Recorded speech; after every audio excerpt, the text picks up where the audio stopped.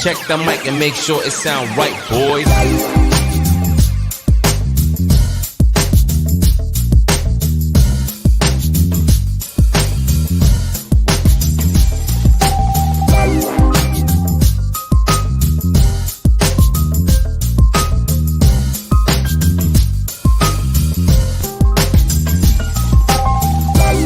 Welcome back to another episode of the Chad Smith Podcast. My name is Chad Smith, and today is Tuesday, August 30th, 2022, and I'm joined as always by my co-hosts from California. Please welcome Sonny Conway and Spooky Morales. Hola, hola. What's up, guys? How's it going, guys? A little late start this morning. Sorry about that. Oh, no problem. So, how about we just bring in our guest from backstage? So, because we've kept him waiting long enough, or I have.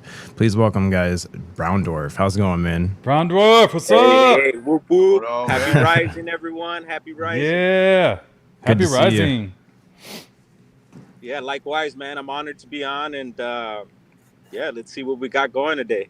Awesome, dude. Awesome. The last time we saw you was on Unidentified S4. That's the last time I saw you, and that was a rocking show, man. Yes, cool, man. Yeah. That was cool, and hopefully we'll be back on there to show more, and we're here today to show a little more, and hopefully get into some good stuff. Awesome, man. Yeah, after I saw that show with you and Anthony and Andy, I had to talk with you for sure. You seem like a cool guy, and I've always seen you in the chat rooms too. You've always been super supportive in the chat rooms on both of our shows and all around the community. So it's great to finally get to talk to you. Likewise, man. Yeah, I'm always, as much as possible, try to check you guys out, and I really like what you guys are doing. Keep up the good work. Thank you, brother. And once again, honored to be on, man. Thanks a lot, man. So, dude, when did you get started with all the Bigfoot stuff? Because I know that's your main research topic. Yeah. So for like a lot of people, it started as a youth. I remember, I grew up in Hollywood, California, and always watched weird stuff on TV and would hear stuff, around town, just anything weird I was always into. And I remember watching the Patterson Gimlin film, and I could remember myself in the living room, the space around me, what I was thinking, and my mom coming up to me and telling me that's a Sasquatch. And that stuck to me ever since, man. And I just knew at the time, I was like, wow, I didn't question it, whether they were real or not. Seen Patty there, and I was just like, there they are. And so, yeah, I always, knew about it growing up. You'd hear things, and, standing in line, you read those, I forget the name of the tabloid, Bat Boy and the lady who had relations with Bigfoot, and, Oh, yeah. Yeah, I'd always trip out on things like that too, and so yeah, further down in life, you would hear about this place in California called Humboldt County, and we knew it because of the cannabis. Mm-hmm. Here in the southern part of California, we would get cannabis around, and at the time, people would just say, "Oh, it's Humboldt."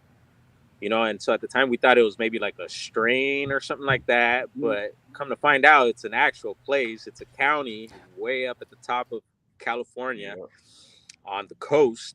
And this is where all this stuff was coming from, right? And yeah, you'd hear about it later in like High Times magazine. And so that was kind of like my introduction to Humboldt. And I remember also reading this article on Vice magazine. And it was these people's experience up in Humboldt County at a cannabis farm. And it was just like, wow, it was very interesting. And so anyway, I had a friend of mine from high school who actually begun to attend Humboldt State University. And they were like, hey, Glenn, you need to come up here, Brown, and check it out, because this seems like your scene. And I was like, wow, okay. And so eventually made the trip one day, Greyhounded up there. I had a Greyhound and an Amtrak train my way up from Southern California. And man, when I reached Humboldt County, it was they're known for the fog up there too. It gets real thick, and entering those redwoods, and the redwoods actually start before that. There's redwoods that go all the way down to, I think, like Big Sur and whatnot. But once I was way up there, I just had this really high feeling of like, whoa, this is up north. I felt like I was on top of California, and yeah, and just entering those redwoods, it was just mystical and magical in the fog and these thick vibes. Is like something is out there, you know. You just, I knew it, and I'm like, yeah, something's out here. And then come to find out, there's this strong Bigfoot Sasquatch culture up here. I mean, you see it all over the place as far as art, storefronts, businesses, um, man, you name it. It's just everywhere, and it's just like, whoa, okay, what's going on here? And come to find out that the Patterson Gimlin film was filmed in the area, and it's basically on the border. It's on the top of the county bordering Del Norte, and that's where Bluff Creek is, and that's where all this happened. And I was just like, wow, all right, so I'm in the area here where all this went down. And then so I started asking around, and then asking, you know, whether people have experienced anything, seen anything, and sure enough, the stories start come flooding in. And so after visiting my friend up there, I decided, actually, there's a festival that would happen, a reggae festival every year. And the time that I went up there, I missed it, and I love reggae. And so the following year, we were able to catch it. And my friend that was living up there said, come on through, and we'll go have a good time. And since then, I made it a ritual every year to go up for these festivals. There's different festivals going on, and we'd go up there, party, and have a good time. Met a lot of people. And a few years later, I did that for about 12 years. One year, I just went up and never came back. And yeah, I had a good friend up there that owned some property, a 40-acre parcel in Honeydew, California. They say Honeydew is named that because it was, if not the sweetest spot in Cali. So I don't know about that, but yeah, it is beautiful up there. And it was a homestead up in the hills, and small town, and very small town. It's just like a post office and a store, and just in the middle of nowhere. Get the Eel River flowing there, the Mateel. And yeah, man. So my first experience with some of this weird stuff when I moved up there, you know, it was quite a change of scenery from the city. So the landowner, he's like, yeah, well, we're gonna start doing some yard work and this and that. And there's these this invasive pea that his wife had brought, one of his ex-wives had brought, and this is an old like hippie commune from like the 70s. And at the time that I got there, all these families that were living there had left already. And anyway, he was telling me that one of his wives had brought this invasive pea, and it was growing all over the property. And he's like, just when you weed whack this stuff, make sure that it's not flowering, because if you weed whack it while it's flowered, the fairies are going to get upset. And I was just like, what? And he's like, yeah, the fairies are going to get upset. And I was like, all right. And at the time, I didn't really know. I mean, I knew what fairies were, and most people think Tinkerbell, and maybe a little bit more of in depth of the fairy world, but I didn't know as much as I know now. And I was like, all right, but I totally respected it and followed what he told me. So anytime I'd see those things flowering, I didn't touch them. And one time we were also walking on the property, and there was a fairy ring, which is a ring of mushrooms. And he told me, make sure a pregnant woman never sleeps inside of a fairy ring. And I was just like, wow, okay. And so this dude was serious about his fairies. And yeah, one day, you know, I was getting into the whole Bigfoot thing, and I asked him about it. And he gave me this look and was like, no, you know, I've never had any experience here or anything like that with those things. And he kind of brushed it off in a weird way, and I just left it at that.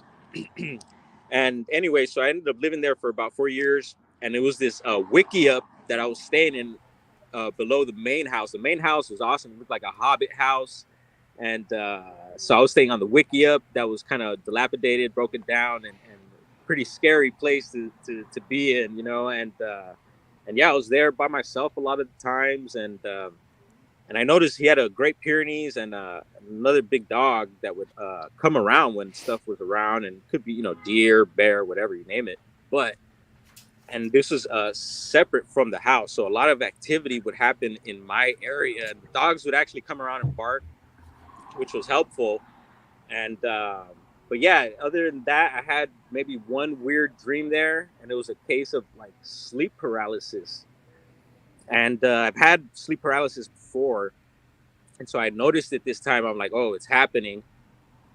And I noticed that the door of the wiki up was open when this was happening, and I couldn't, I couldn't move. I wasn't trying to yell. And then it's happened where I try to yell sometimes, and it's, you can't scream or anything. But I was very conscious of myself being in sleep paralysis. And when I looked towards the door was open. I noticed that, and I noticed what I thought were three dark beings at the door. I guess looking at me. I didn't see eyes. It was just like shadows, and they were big. And that was that. I was able to snap out of it, and everything was good after that. But I always remembered that dream. And now that I think of it, I was just like, what really was that? What was going on there? And there's a cover of a book that I ran into by a awesome researcher, investigator named Tom Powell out of Oregon. And there's a book called The Locals. And when I seen the cover of that book, it blew me away because it reminded me of this dream, dude. And anyway, so as far as activity on that property, that was about it. Noticed some things in the sky, which could have been orbs at the time, and I wasn't really documenting these things. I just spot them and be like, "Oh wow, possibly a satellite or not." And I would see those things a lot. And anyway, years later, I ended up moving to. I got my own piece of property, not too far away from there, and it's known in a place called Murder Mountain. So I don't know if you guys have ever heard of that. There's a Netflix documentary that they put out, and it's basically about the area up there. And it began, I guess. Oh, he froze up. Oh, he froze up, man. He's talking about Murder Mountain in Humboldt County. I'm pretty sure that's what he's talking about, and it's where they grow. A lot of people go missing up there. Oh, really? Yeah. People go missing up there? You're back. I don't know if I got cut there. You did. You froze up, but you're back. Okay. So we got the place up on Murder Mountain, and but it be very beautiful, peaceful, and nice. But at the same time, there's this the polarity, the dark side of that, and so quite a lot of experiences there, a lot of stories, a lot of crazy stuff that's gone down there, and that we could save that for another show. But anyway, on this property, I started noticing these lights, and we did have neighbors and stuff, but they're like, man, it could be up to a mile or two away. Everyone has their space. Like I said, this spot was 40 acres, heavily wooded. And so I started noticing these lights. And at first I thought maybe someone with a headlamp or a flashlight. But then, the areas that these lights were popping up at, no one should be there. It's private property, and up there people don't play. You walk on someone's property, you're gonna get into some trouble for sure. You're gonna find trouble quick.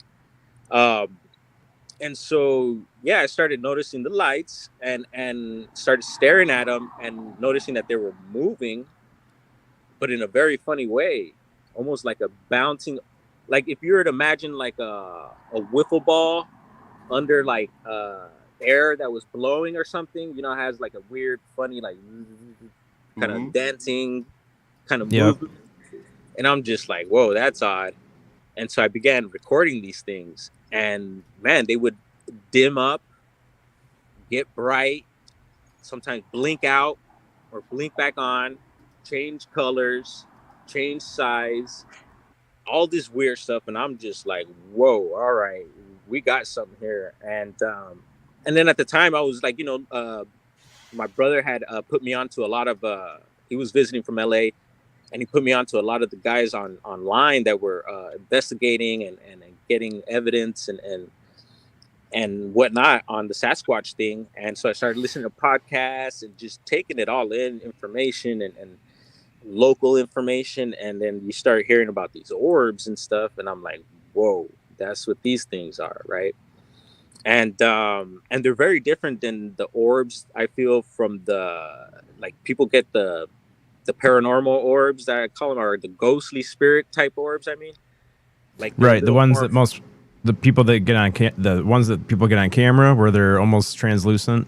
Yeah, they're a little more faint, it seems like. So they seem different than these orbs because these orbs look like stars. They look like stars, basically.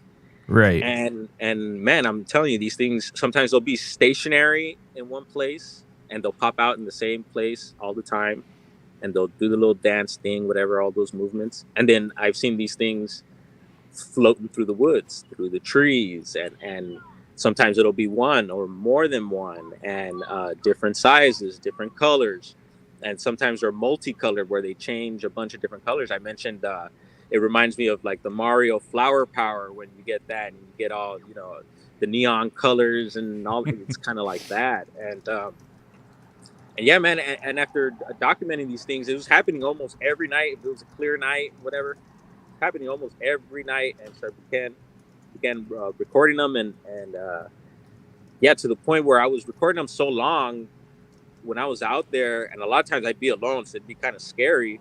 You know, I'd had thoughts of it like coming at me and maybe abducting me or something. You know, the 411 thing would pop up into my head, and I was just like, ooh. And when I would get those vibes, I'd just go inside the house. And it's funny because, you know, we think sometimes a house or a door or a tent might give you protection from something, and it feels like it does. But yeah, I just go in the house, chill out for a bit, and then eventually pop back out later and keep doing my thing. And eventually I started getting these thoughts, and I began to think, well, are those my thoughts, or is this thing like communicating with me, you know? And just different things, and I would just kind of answer back and forth, and you know, and just I would always come with respect and you know, and yeah, just tripped out on all that. And then at the same time, certain things started happening. I'd hear stuff in the woods, and of course it could be wildlife, but everything from tree breaks. I've heard trees fall, and I'm sure some of that's natural, but I've had it happened so many times. It was just a whoa, you know, it's like, really, again? And a lot of those times I wasn't able to capture stuff, but I was experiencing it. And just all the little things you hear about Bigfoot started happening on the property, and tree breaks and this and that. So I would start taking walks around the property looking for possible. I started learning about the tree structures and just looking for any signs, prints or anything like that. And sure enough, I started finding odd tree manipulations and finding little, what we call glyphs. Could be like stick placements on the ground that might be like in the shape of a letter, or I don't know, just different things that don't look natural. Right, messages that come from them. Possibly, right? So anyways, I started taking notes, and like I'm saying, I'm getting information from online and other people of what things could look like if they are around, and started just noticing these things, and I started investigating down the hill from where we were in town. So down in town is the town of Garberville and Redway, and there's some redwood groves around there, and all the way on up to Eureka, California, which is maybe almost a couple hour and some change up the county. And there's these different redwood groves in different areas that are known. And actually there's a pamphlet put out by California State Parks that talk about someone's encounter, and they tell you the location. So of course, you know, any information like that, I was on it, and I was on, you know, checking out BFRO, taking in those reports and checking out those locations. And if you check out BFRO, Humboldt County has the most sightings for California. And within the county, most of the sightings and reports tend to concentrate on the northern part of the county near the Hoopa Reservation. And that's a trip, because I've been learning more about reservations and activity with these beings. So maybe some sort of connection there. But on the southern part, we did have reports and stuff, but not as much as up north. And so I just started checking out these areas and talking to more people and getting information. Started getting invited to different properties as well. where things have happened, and just working for different people as well. It led me to different places, meeting different people who all had experiences and just information. So I took it all in and just started doing my own thing, and eventually started finding more of these structures and areas where these structures were being built a lot too. And obviously there's no proof thus far of these beings building these things, but online I started seeing some of the similar structures that I was finding. So I'm like, wow. And come to find out, these structures are being built in these areas where these reports are coming from. So I'm like, all right. And also in some of these areas, there's been UFO reports as well. And so yeah, checking out the structures, started documenting these things, and pretty much almost like mapping them too. And on my travels to other counties and in the area, also started finding stuff in areas that were known as well. And yeah, so the structure thing really got me. I find it fascinating, and the structures also come in different calibers. It could be small little stuff to big, stuff that obviously a human didn't do. And so yeah, the structure, very interesting thing. And another thing is that a lot of people tend to find possible creatures, cryptids around the structures. There's a lot of timestamps and videos coming from in and around the structures. And recently I've been finding footprints, tracks around structures and stuff like that. So yeah, man. Oh, that's awesome, dude. So with all the different reports that you looked up through the BFRO, what were some of the ones that stuck out to you as being the ones that you would actually want to go and do some more research on? Off the bat, I mean, there's so many that I couldn't really tell you. Mm-hmm. Man, there's so many. I was just gonna say, is there one that you hold like the Holy Grail, the one that you would? Well, it'd be the Patterson Gimlin. right. Yeah, that one's definitely.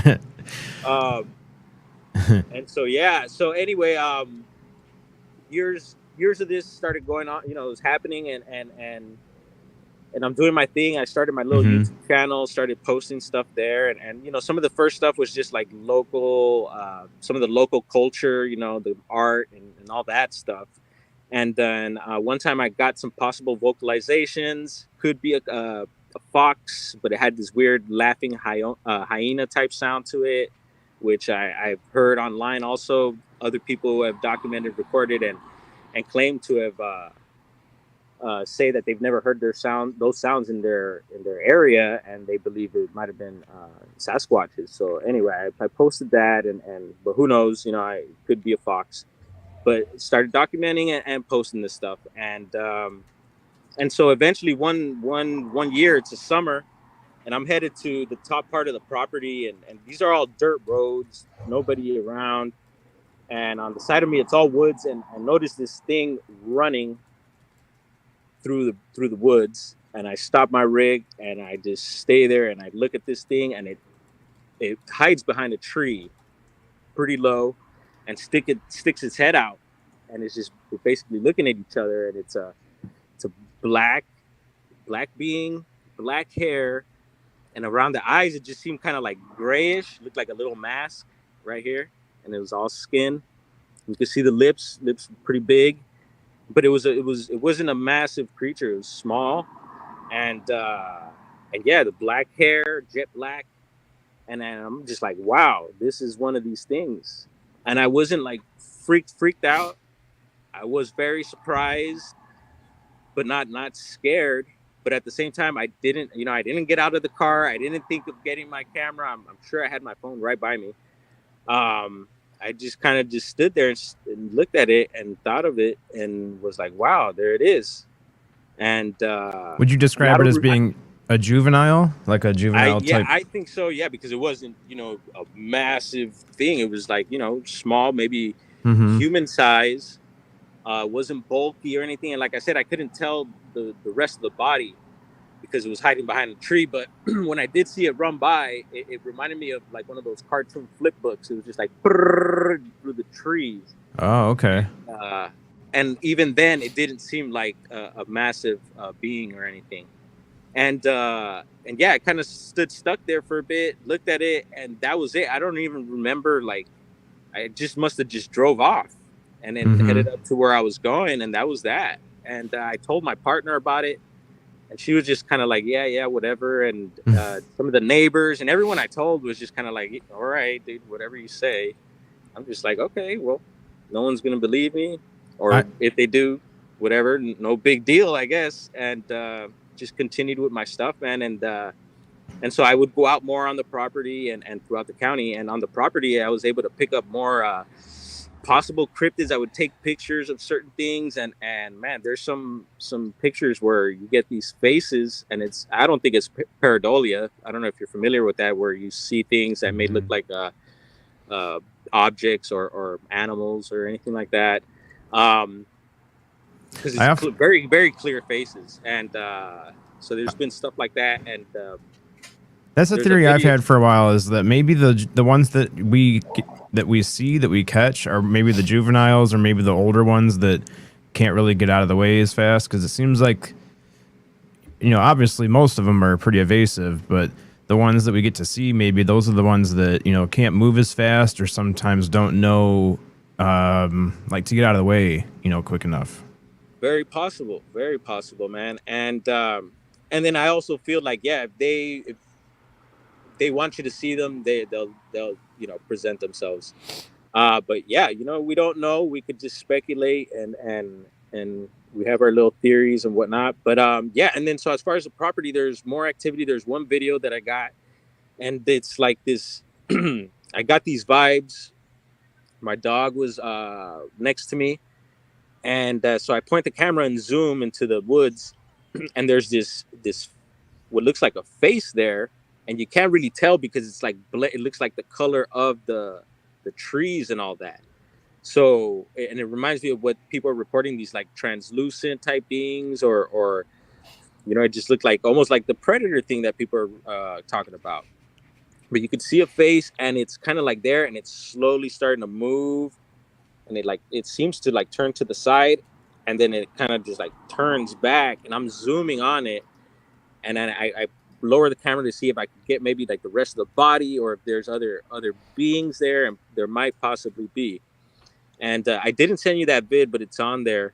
It's on the YouTube channel, and so that was crazy, and just a lot more stuff like that has happened.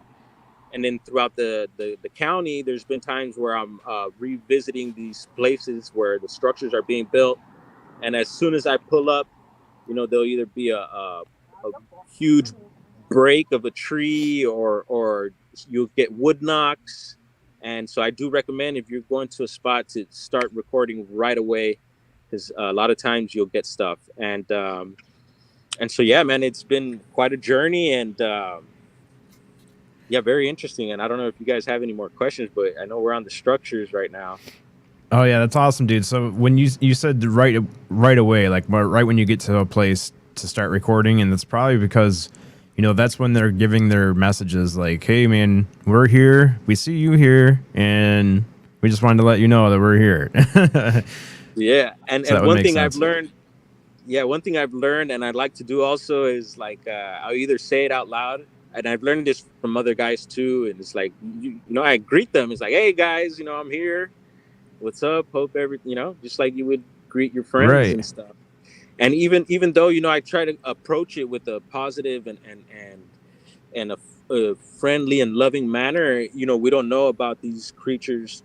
You get these reports of them being violent, possibly. It's a scary thing. I mean, Right. wildlife is scary.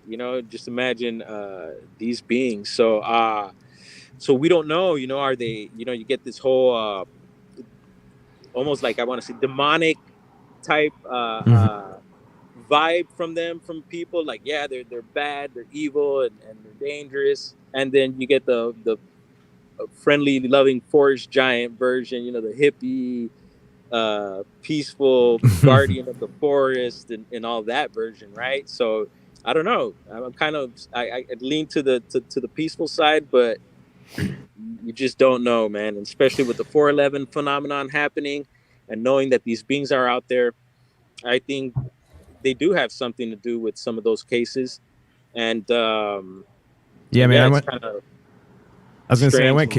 I went tent camping over the weekend in a really rustic area, and like we had to drive way out in the middle of nowhere to get to this place down a one track where the truck was barely fitting down with trees brushing the side of the truck the whole time. So it was way out in the middle of nowhere, and we finally get to the spot, and there's garbage. There's like tinfoil pieces laying everywhere, and plastic and paper towel, and I'm just like, man, all the way out here in the middle of nowhere, and people still can't respect nature. No wonder why Bigfoot's, chasing people around and scaring people, and it makes sense to me now. Like if those are the people that are getting the most attention, I wouldn't be upset about it. Yeah. And then as far as the garbage thing, so we would, automatically maybe blame that on humans and stuff. But, I've also questioned those things sometimes. It could be bear sometimes that'll, raid a camp or a dumpster or something. Or it could be these beings as well, and then a lot of times inside of the structures, we'll find like human elements as far as like, sometimes it'll be garbage or beer bottles. Sometimes some of the pieces of wood that are used in the structures are human processed wood. And it's like, whoa, well, some of it's because it's on the beach. So it's driftwood, but it's processed, and they'll use it in the structures too. And it's kind of weird. And, but at the same time, I've heard of Sasquatches, checking out human things and even them wearing shirts. I've heard stuff like that, like ripped shirts and stuff. It's weird. You hear a lot of weird stuff with these reports, Mm-hmm. and there was one recently I had listened to. It was this guy who had an experience with them as a youth. I forget what state, and all this activity going on, and he eventually went into one of their dwellings, a lair of theirs, I guess, and found all this human stuff in there, and so I do believe they trip out on our stuff, and so maybe some of the stuff that we're finding in the structures aren't put there by humans, is put there by them, and maybe that is done maybe to even throw us off. Who knows? I don't know, but Right. I mean, yeah, I never thought of that. There's definitely different ways to go about it. Like maybe that stuff was placed there as like a, hey, once these guys show up, let's see if they pick up the garbage or not. Let's see if they're respectful of our environment. That too. So yeah, pretty weird, man. And yeah, we could get into my second sighting, or if you have any other questions, man, let me know. But you want to guide the ship a certain way, let me know. Oh, sure. I mean, yeah, I'd love to hear about your second sighting, but Spooky, did you have anything, or Sonny? I was just thinking about how, if anybody wants to take a little inspiration from Brown Dwarf, it's like, it's the energy that he puts out, he gets back. So he goes into the wild, he goes into the woods, and he's putting out this positive energy. I was just wondering to myself, Brown Dwarf, have you ever felt like a negative energy? And how did you handle that? Yeah, definitely, man. There's been many times where you just feel the vibes, you feel that gut feeling, where maybe this isn't safe, or this isn't cool. It's happened a lot, even just outside of the house, on the property. It's off grid, it's dark, and you hear things out there sometimes, or the dog's going off, something's out there, and it's just like, ooh, you don't want to be walking around maybe. And but yeah, at the same time, I love it. I love night investigations too. I guess I've kind of gotten over that fear. There's always that fear, but it's also exciting too. So I don't know if I'm a adrenaline junkie or something, but a little bit. I really enjoy it, man. But yeah, there's those times, or even during the day, it's happened in you could get into some of these woods, bro, and it's just like a dark feeling. The woods look dark, the actual trees look creepy. Right. Yeah, and it's just you just know something's up. And sometimes I'll go in a little further and poke around, because maybe you'll get stuff, and yeah, you'll find stuff there. And then always being as safe as possible, always being safe. And I do follow a lot of the rules that Politis has put out, as far as like the using a transponder and stuff like that. I do that. A lot of guys don't. They'll laugh at you for wearing that. I don't know if you guys are familiar with the transponder. Basically, it's a device that you could use to call for emergencies if you're in need. Right. And so I do recommend that for people, man. Yep. And the thing is, there's a plan for those things, and so it is a little expensive, but it's definitely worth it. It's like the watch one, right? The one that goes on the watch. I guess there's a watch, possibly a watch. I haven't seen those, but there's some that look like a pager or like a cell phone.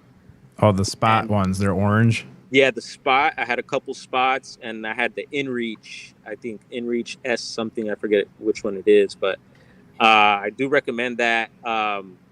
Definitely an added sense of security too. I've seen the watch. I've seen the watch ones, and I thought, dude, that's cool. I have a watch that works off satellites. It doesn't work. It doesn't have to get updates from the internet. In other words, it gets it straight from these satellites. Nice. I thought, dude, if I had one of those other watches and I get lost, just push the button. Boom. Yeah, the watch was like $84,000, and I was like, "Oh hell no, I'll be lost for a while." $84,000. I'll build a cabin out there. Yeah. Jeez. I won't be lost. I'll be home for $84,000. Yeah, and I recently heard, and it was through Politis again, and I like David Politis. David Politis. A lot of people don't, but and whatever, that's their issue. I think it's all about the information. I even with these other Bigfooters, investigators, whoever, cool. The persona, it's cool, and respect that. But it's all about the information, and it's sad because like in the UFO world, in the Bigfoot world, there's a lot of warring, a lot of hate, a lot of egos. And it's all egos. Yeah, man, it sucks, and it's a reality. And I check myself too, man. Got to check myself, and it's all about being humble, bro. And you got humility bursting out of you. Yeah, man, and so kind of lost my thought there, but we're talking about Politis and and so he recently mentioned we're talking about the transponders. He was mentioning about I guess T-Mobile had bought some technology where they're going to possibly be able to have service in a bunch of dead zones. So basically saying that you could maybe go to T-Mobile when they pop this tech out, and sorry, car's pulling in here, and they'll have service in these areas. So basically you won't need the transponders. So that'll be cool.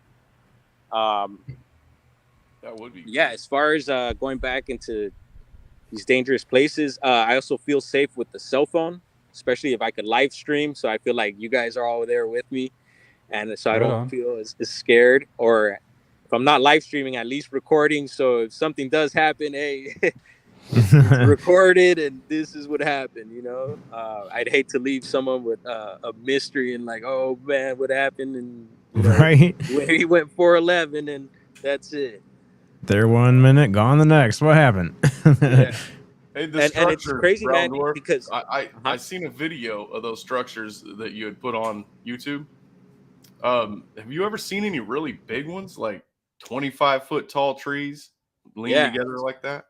Yeah. I've gotten some of the giant teepee structures. Yeah, there's one spot, and I'll give it. I don't mind giving it away. It's called Cannibal Island, and I wonder why they call it that. And I think in that area there was a massacre of Native Americans and stuff as well. So there's that whole thing. So I'm sure there's some heavy paranormal stuff going on if you're to go investigate these areas there. But yeah, these structures tend to pop up in this area. And man, I found one of the biggest teepees I've found, and it must have been up in the 20-foot plus range. And those are the higher caliber type structures. Could a person build that? Yeah, several people or even one person. It would take a lot of effort. And but this area does get a lot of driftwood. But what's funny, I found structures made of driftwood in areas that have no driftwood around, and I'm just like, dude, this wood was hauled in all the way here, and they built this structure. Spotted this. Yeah, there's one there, and this is a recent one and that was in Applegate, Oregon, and that's not too far from the farm that we have there now, and that's also near the Bigfoot trap. So there was a trap in that lake that they put back in, I think, in the 70s or so, and they put that there because there was miners from the early or late 1800s, I think, that were reporting Sasquatches in the area, and so I guess some of the guys decided to build a cabin. I think I forget the whole story, but there's, if you look it up, I've recently found a little short documentary on the whole Bigfoot trap. So anyway, yeah, this is a small teepee, and it's very far. The lake's been drying up, but towards the end there's a bunch of people at the end of the lake there. But the teepee over here was just like in the cut, and it has like a perfect view of like where the people are too. And from what I hear is like these guys, they call them the Watchers. They like to watch us and see, and so I'm like, dude, this is a perfect little spot with the view of the people. And right behind me, it's all wooded. There's a small little trail that I walked up through, and I didn't find much after that. I didn't go too far, but right behind the teepee structure, there's blackberries, a bunch of blackberries. I'm like, oh, how convenient. You know, you got a little food source and structure set up, and boom, you know, view of the people hanging out at the lake, you know. And it's a perfect spot. Yeah, and so I checked for footprints, and there's a few impressions around the structure, but nothing that I could say, oh, you know, there's a print. But down below the structure, there was a bunch of tracks there, and then there's some that were human, because you could tell there's shoes, but then there was a lot of barefoot tracks, and some of them you could tell they were human, small ones, big ones, different sizes. But there was these other tracks that were just different. They were flat and sunken in deep into the ground, and some of them had what they call the mid-tarsal break. I don't know if you guys are familiar with that, but Dr. Jeff Meldrum has brought out that possibly that they have a joint in the middle of the foot, possibly, where it's able to flex, and so when they step and they leave a track, a little mound tends to pop up in the middle of the track. And that's what they call the mid-tarsal break. And I guess, I don't know, I've tried it in sand, and I think humans can kind of cause that sometimes too, but I've seen tracks where it's just like obvious. And I found them here, and then right under the teepee, and they weren't massive, but they were big enough for me to be like, whoa, this is something here, and let me record this. Yeah, Akashi Chris was asking in the chat, she might have missed this, but how middle of nowhere is that location? Like how the lake here? Yeah. If the lake, yeah, Applegate Lake. So that is, yeah, I mean, it's pretty rural. There is residences in the area, but around the lake, really not really. But people do go there. But like I said, it's a well-known spot. There's been even recent sightings and reports out of the area, and I've gotten reports from locals as well. And there's a guy in town that actually I've been meaning to go stop by his place. He's got a big old Bigfoot cutout outside of his house, and he has a Jeep. And the tire, his spare tire cover, has a Sasquatch research team investigating, you know, all this. And I'm like, sweet. Whoa, I need to talk to this guy here. Yeah. So I know there's investigators in the area, and I've looked up reports online, and there's been stuff happening around the area there. So. Dude, that's cool. That's funny that you mentioned that, because on the way up to our camping spot on the highway, I noticed so many more Bigfoot stickers and bumper stickers and magnets and stuff on people's cars. And then even just driving and seeing the billboards, there'll be a advertisement for like lawn chairs or something, like outdoor equipment or something, and there's a Bigfoot advertising it. It's like, dude, Bigfoot is everywhere, a lot more than people think. I mean, it's everywhere. And actually, Southern California it's picking up too, man, and they're out here for sure. But the vibe, like Northern California, is starting to pick up out here too. But yeah, dude, it's everywhere. It's nuts. But I love it, and I don't know if it's like, man, sometimes I think, because I think about it so much, and it's like, dude, are we manifesting this stuff? You know, because we're just thinking about it and obsessed, and you know, and is it just ourselves that are just manifest? You know, because I don't know. Well, But maybe that needs to happen for him to, yeah, maybe like our vibe has to come up for his vibe to be more, cool with us. yeah, hey, Show himself more. You bros are tripping me out, man. You're talking about like almost getting on the consciousness discussion. I We're mean, getting close, man. We're right on the edge. whoa, the Chad Smith podcast, right on the edge. Going consciousness without spooky so far. Now we so, just need a yeah, little man. bit of spooky. And so that's why I think that's one of the tickets there, man. And I think for anything in life right now, I'm just starting to remember, being conscious, and once again the meditation. Right now, I mean, I'm going through some stuff in life, you guys, and I'm sure you guys are. It seems like everyone's going through it right now, but there's some heavy stuff going on, dude. And I won't get into it. And I could be crying and in a bad mood right now, but thank God I'm not. Life is good, and then we got to remind ourselves about that, man. Even when we're going through heavy stuff, things are always working out for us, and I do believe in God, and so all this that I'm doing as far as investigating, call it research or whatever, being enthusiastic. The main thing that I'm learning is getting in touch with my God, man. And people could scoff at that with it, whatever, if you're a God believer or not, whatever God you believe in, whatever. I think that's my message for me, and for others right now too, is to get in touch with your source. And because it's time, I've just gotten so many messages that it's telling me it's time, get yourself together. So I started meditating again, and when I say meditation, it's not like meditating towards something or trying to manifest something. Meditation just to clear the mind and to calibrate with your source, your God, call it whatever you want, Right. and use that in everything in life, whether it be at work or to produce something, art or anything you're doing, fixing a vehicle or whatever, applying these techniques of meditation and having that balance and so things flow, so you could flow with the go, because when you resist and block stuff, things ain't gonna work out, bro. Things work out differently to a way that you don't like, and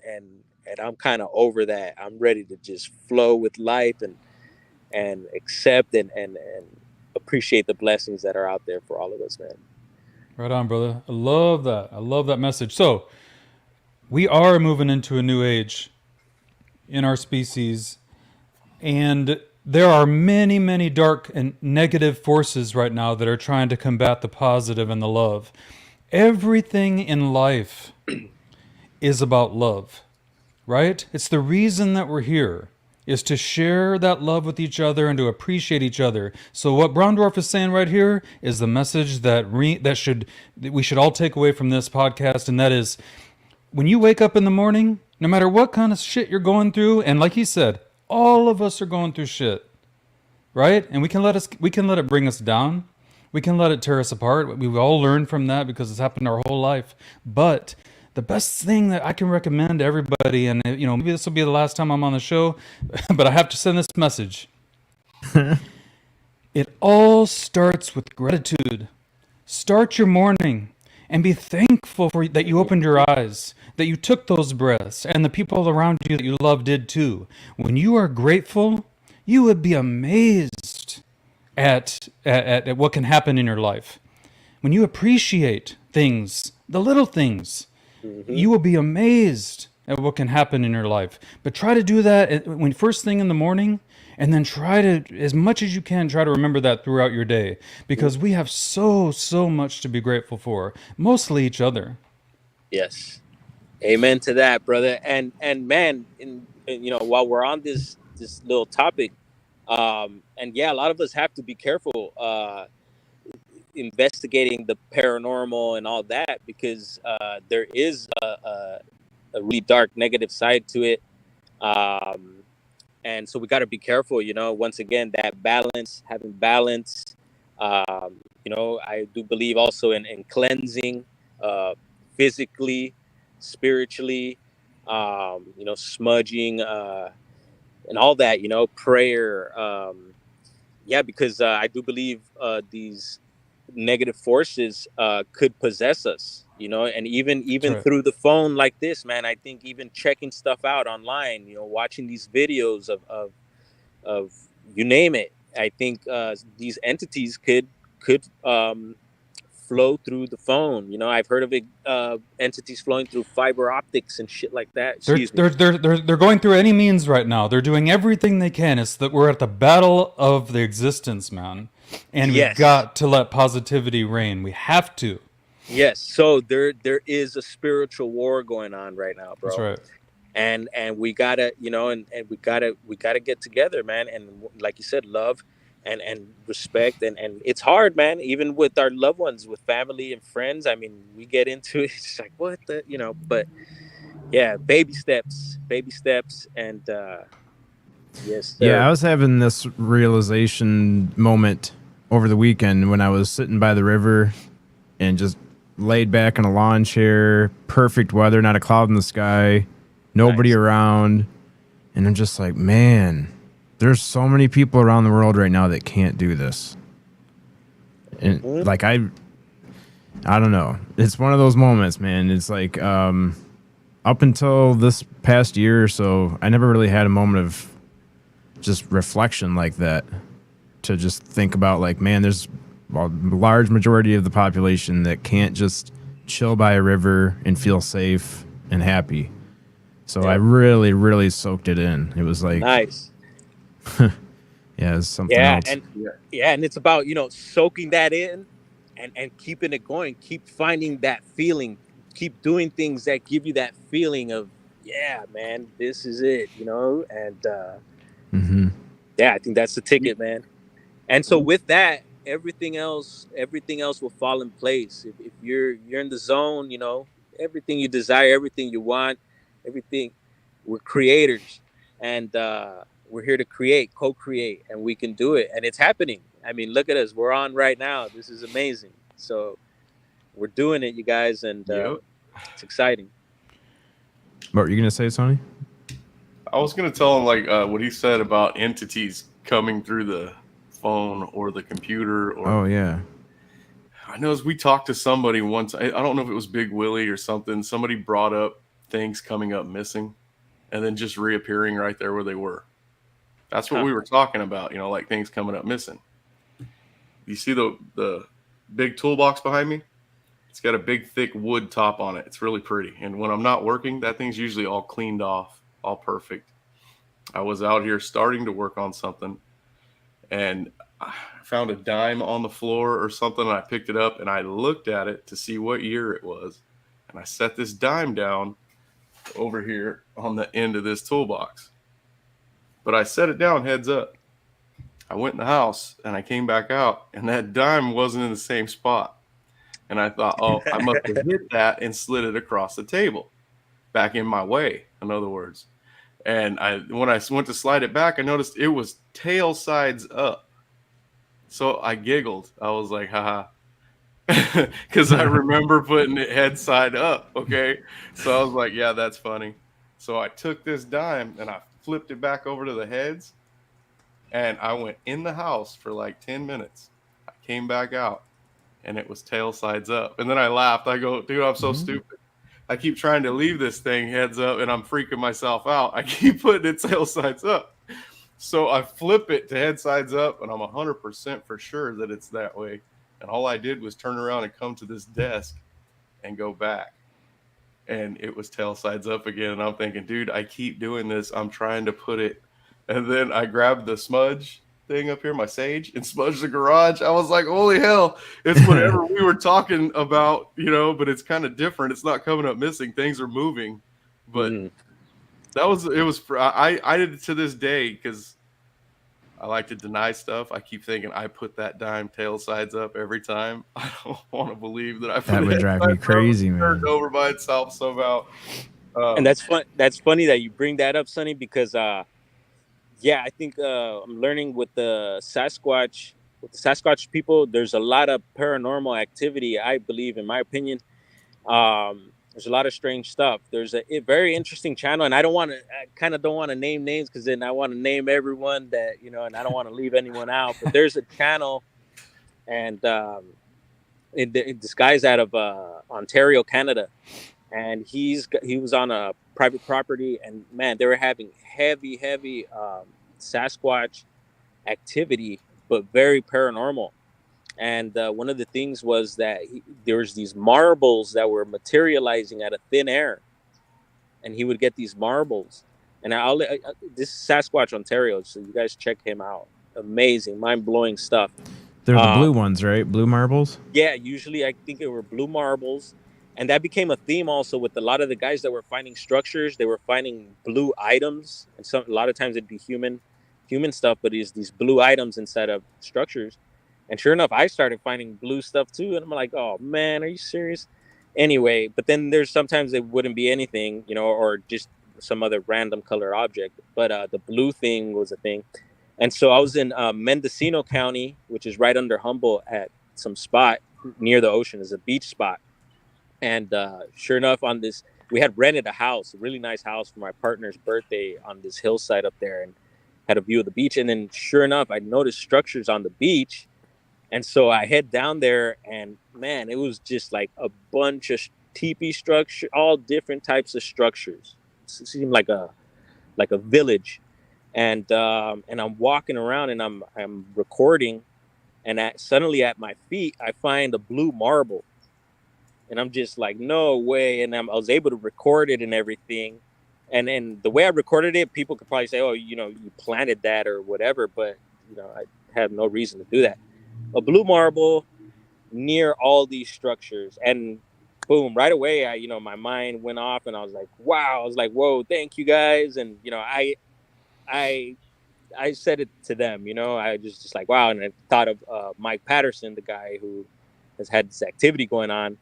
And I was just like, okay, cool. So since then I've kept that marble, and I felt like it was a gift from them. And yeah, pretty weird stuff. I found a couple other marbles. Here? Yep. Dude, that is so insane, because it's not like it's sunk in there or anything. It's just like, just very lightly set right on the top. Mm-hmm. And then I keep walking further. I cut it short here because it was a 15-minute video, but the whole video, you'll see all the other structures.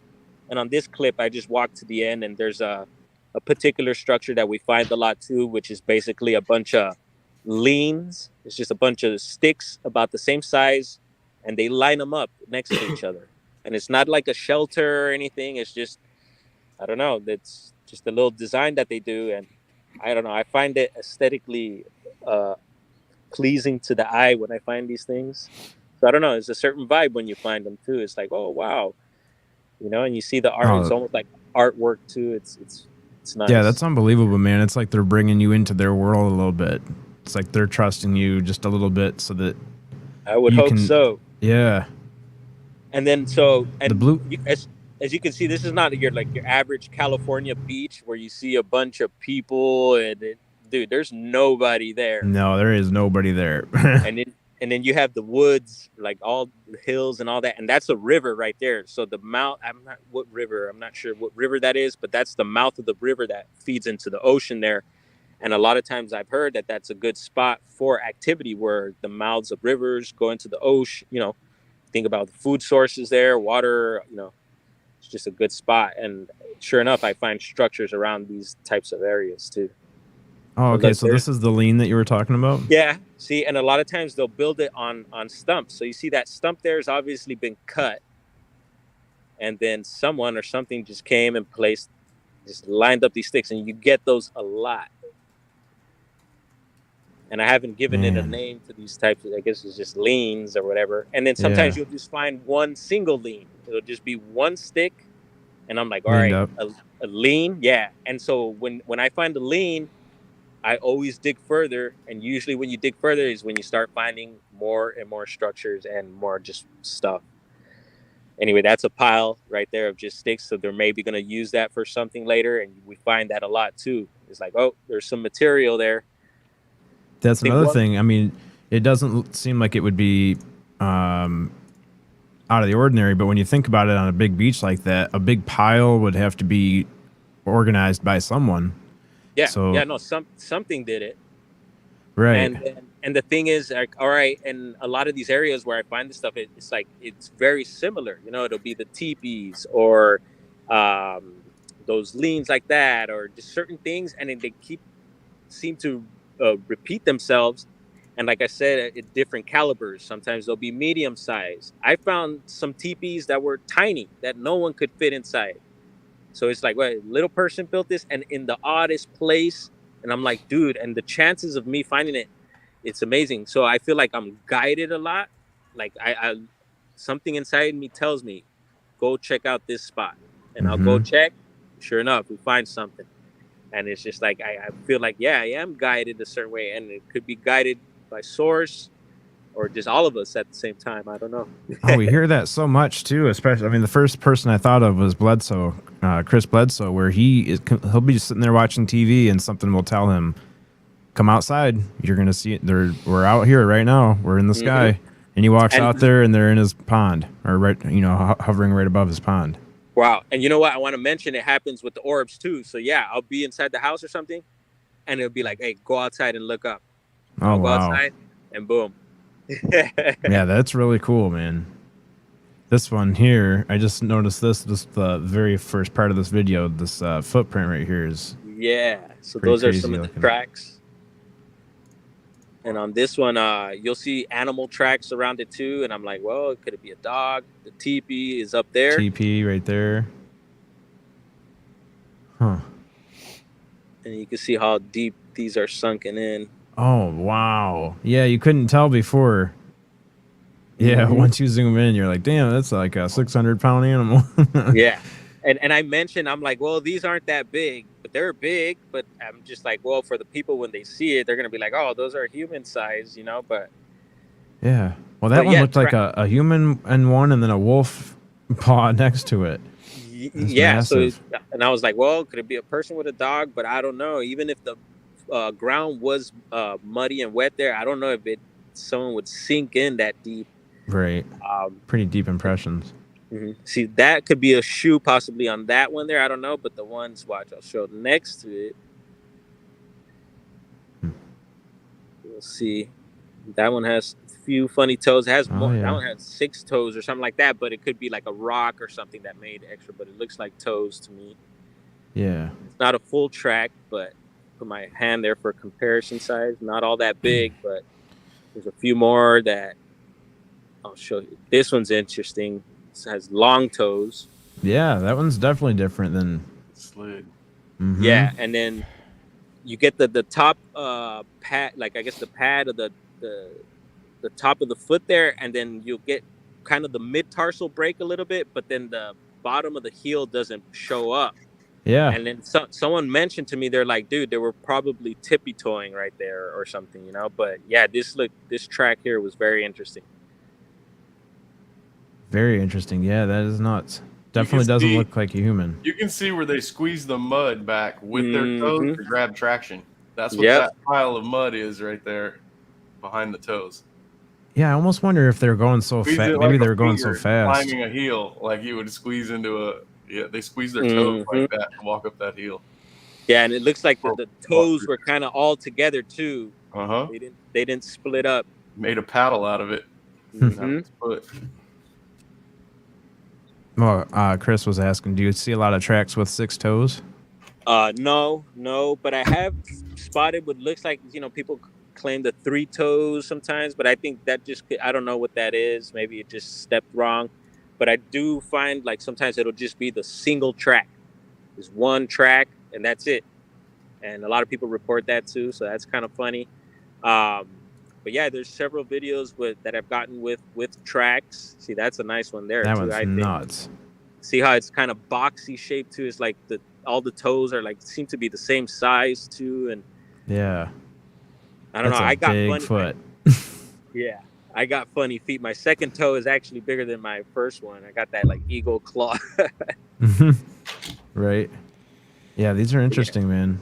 Yeah, so and that's some recent stuff, and like I said, there's stuff on my channel from years back, and it's kind of like I said, an organized mess. Some of the videos are short, or some of the videos might not have evidence or whatever, or some of the videos are longer. A lot of them are short, a lot of them are longer, and but yeah, I've just been wanting to clean all that up, organize it. You know, the guys mentioned last time over on Anthony's channel that yeah, you could categorize it, structures, orbs, you know, and I eventually want to do that and clean all that up. But Yeah, yeah, get you can different find some more playlists made stuff up. in the-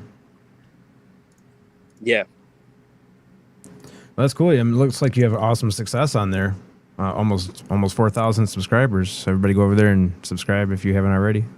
Yeah, put- I appreciate that, and I wonder about the subscribers. I'm sure a lot of them seem kind of dead because the views don't match the subscribers. And I had, before I started all this, I had subscribed to all types of people. I would sub back to everyone who would sub me and more. So, but yeah, man, I will eventually get that all cleaned up and lined up, make it easier for people to check out, and maybe do some more editing on videos. One thing I was thinking about with Brown Dwarf is that I never, you know, these expeditions that he goes out on, these cannot be cheap. But I never hear him asking for money or donations or anything. Yeah, you got any way people can donate? Like buy me a coffee or something? Yeah, you could directly deposit into my account. Right on, hell yeah! No, What, you got man, PayPal? Yeah. Huh? PayPal? Yeah, no, I don't have PayPal. No. But we'll get that all together for sure. But yeah, it is expensive, and yeah, I do everything independently, and I have gotten around, man. I've gone to a lot of places as far as California, you know, Yosemite, all up and down California, a lot of different state and national parks, you know, all on my dime, and you know, it's all man. good. I love it. I do it for the love. But yeah, no, we could all use some financial help, man. We could all, Oh, you know, yeah. that would help step things up for any of us, right? And what else did I? Something else I was, man. Well, I was just gonna say, if you want to put like a link or something on your YouTube, you know, and we're underneath the where you put description, you can put a link to whatever source you want people to donate to. But you got to get some help, man. Yeah, for sure. That'd be cool, man. And another thing, what was that? Oh yeah, I was gonna mention, yeah, as far as like you're saying expeditions, we did one recently, and I've done it several times to the Bluff Creek area. So if anyone wants to check out any of that, you know, it's pretty cool stuff. Bluff Some Creek. people have never been there and would like to see what it looks like these days. And yeah. Oh boy, Brown Dwarf, I will warn you. We do have We got a gremlin. We have a resident gremlin backstage. He's pushing buttons back there. Oh, yeah. I believe she might be a member of that one time I was abducted by aliens. Just saying. Hey, What's Oh. up, Jamie? Great to have you here with us. you guys might hear some music here. Some of the people at the park are doing their little exercises. Excuse me. Oh yeah, no problem, man. Doing some I'm time just up. over here trying to figure out what Jamie put up and how to reverse it. Okay, there we go. How to undo Jamie? We got to undo Jamie's. Yeah.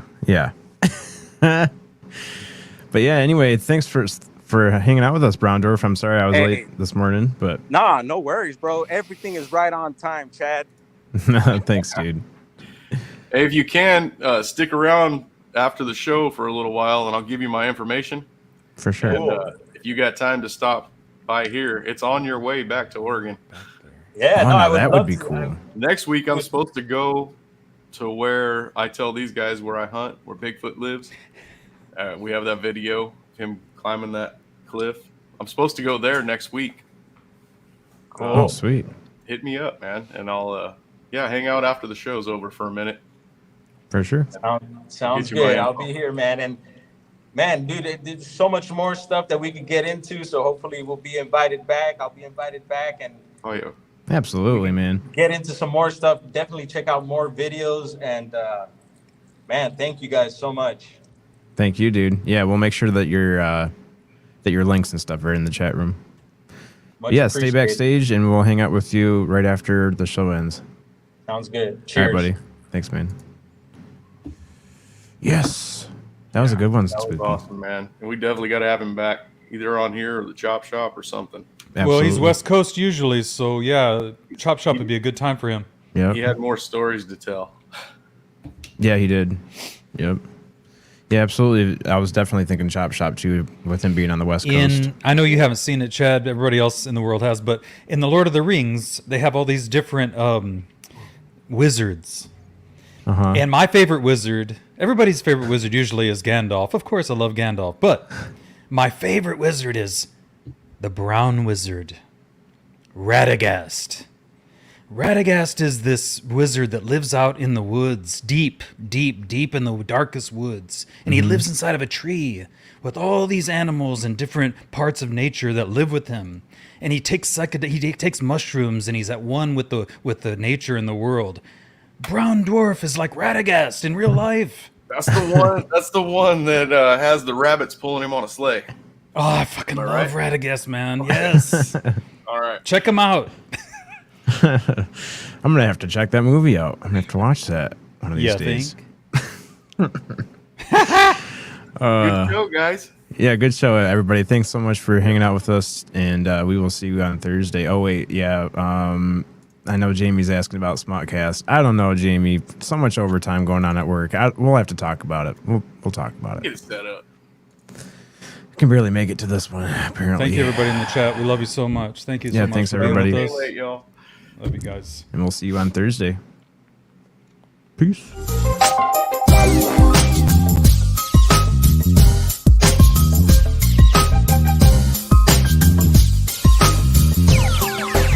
It sound right, boys.